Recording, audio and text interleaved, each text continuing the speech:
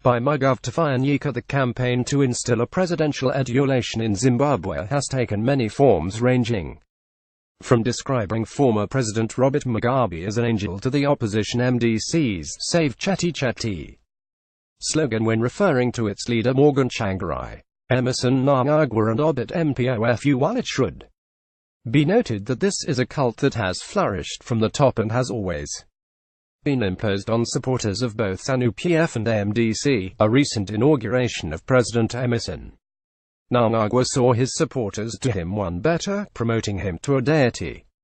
Coming against the background of a military intervention to aid his rise, Mnangagwa's supporters see his throne as a place where the gun, not God, is deity, while war veterans who were Mnangagwa's foot soldiers in the battle to succeed Mugabe regretted the fact that they had made a cult of Mugabe, which saw millions of dollars being forked out to print regalia and posters to shoot anyone else down and exalt the person of the president. The same is being perpetuated in the new president's name. Party regalia emblazoned with Mnangagwa's name has since been acquired, including caps with the Lacoste label. During the struggle for mastery in ZANU-PF, in which Mnangagwa emerged triumphant against his G40 faction rivals, his camp went by the moniker Team Lacoste.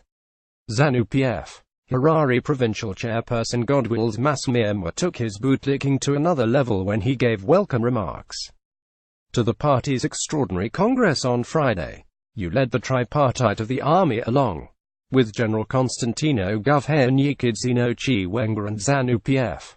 Shumba Muramwe Mnangagwa's totem, Shumba Yichiram Hansu.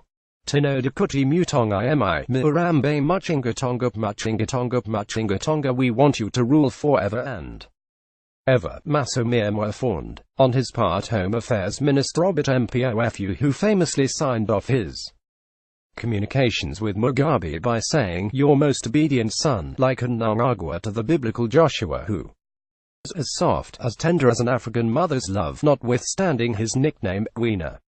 Realizing that his supporters were taking apple polishing to dizzy heights, Mnangagwa himself had to restrain them, deploring the singing of songs that idolize him. "The praise song I desire, if you were to sing one, is that of our national anthem and those from the liberation struggle, not for me." "No," Mnangagwa said. First to observe this Mnangagwa deification though was Gokwe Nembuji RMP, one of his renowned key allies during his persecution by the Generation 40 G40 faction. Justice Mayor Wadiyena. Last month the vocal legislator slammed ZANU-PF officials and opportunists as they stampeded each other to get Mnangagwa attention ahead of his announcement of cabinet. Those falling all over each other, pledging loyalty to President Eda, just broods playing meek. If you really are principled, there's no reason to bootlick. Your conduct should speak for itself.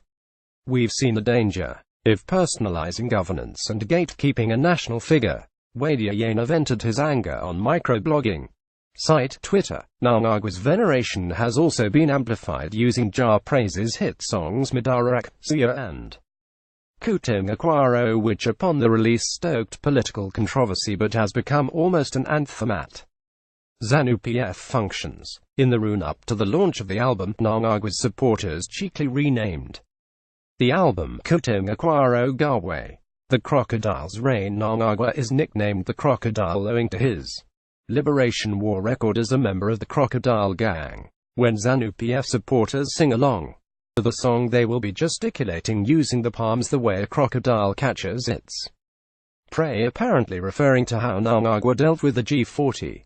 Government departments and parastatals have also been significantly influential in the seeming urge to institutionalize the Mnangagwa cult through oversubscribing the public media deifying him through congratulatory messages. The trend had, however, been set by former Psychomotor Minister Josiah Hungwe, who described Mnangagwa as a son of man well before he became president. Asked to introduce Mnangagwa at a party in Zavishavane, Hungwe went into overdrive, showering the then vice president with colorful adjectives and likening him to the Holy Son of Man. He said his rise was planned by God. Daily News.